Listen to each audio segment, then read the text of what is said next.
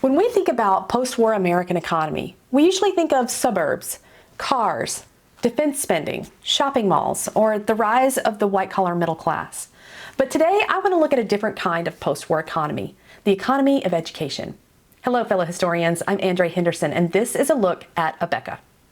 So more specifically, I want to look at Beka, the woman whose name became attached to one of the most recognizable Christian curriculum brands in the United States, Abeka book, later just known as Abeka. This is not simply a story about textbooks. It's a story about how one woman's educational labor became part of a larger post-war marketplace shaped by religion, schooling, family life, and cultural anxiety.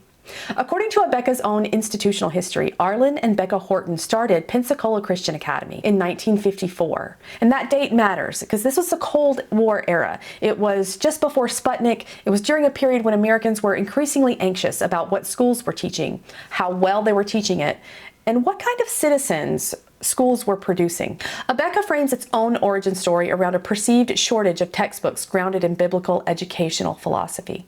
In other words, the Hortons saw a curriculum gap and eventually built an enterprise around filling it. Becca Horton's role is especially important because Abeka book was not just associated with her, it was named after her. Abeka's memorial material credits her educational expertise with helping shape the academic work of Pensacola Christian institutions.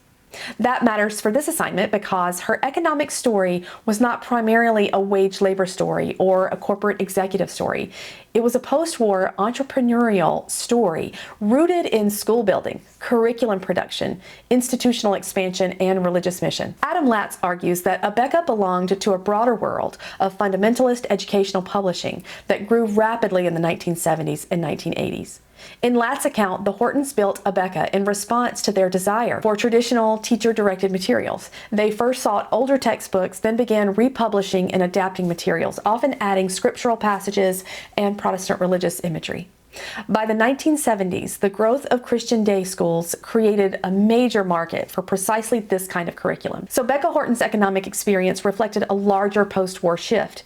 Education was becoming not only a public institution, but also a private marketplace. Families, churches, and private schools were increasingly willing to purchase complete educational systems that aligned with their worldview. Milton Gaither's history of homeschooling helps explain the next stage. Gaither places Abeka book alongside other major curriculum providers that became more important to homeschooling families.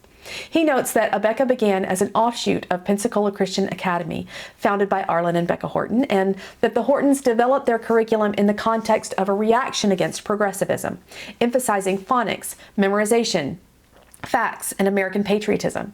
By the 1970s and 1980s, as homeschooling expanded, Abeka was positioned to reach families beyond the private Christian school classroom.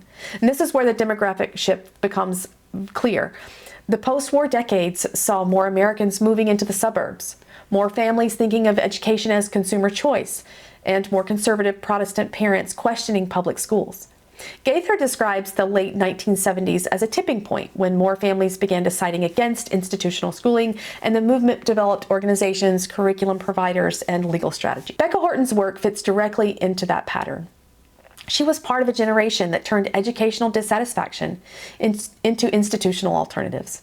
First a school, then a curriculum, and then a broader educational network. Curriculum is never just paper and ink and lesson plans. It carries assumptions about knowledge, authority, family, nation, religion, and identity. Dina Osborne's critical examination of Abeka curricula argues that Abeka textbooks present a particular version of American normality through language that appears neutral but carries ideological meaning.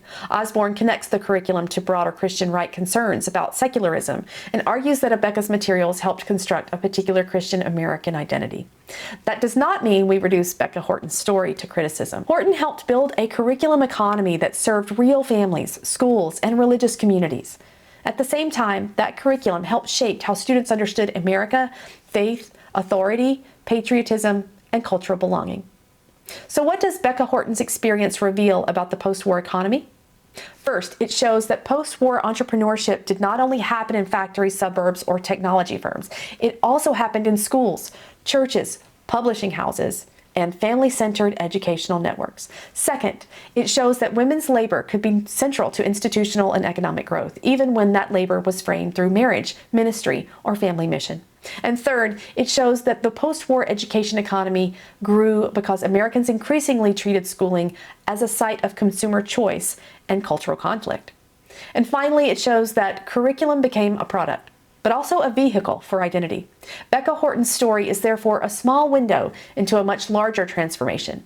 In post-war America, education became a marketplace, religious conviction became an economic force, and curriculum became one of the ways families tried to control the future. Thanks for watching.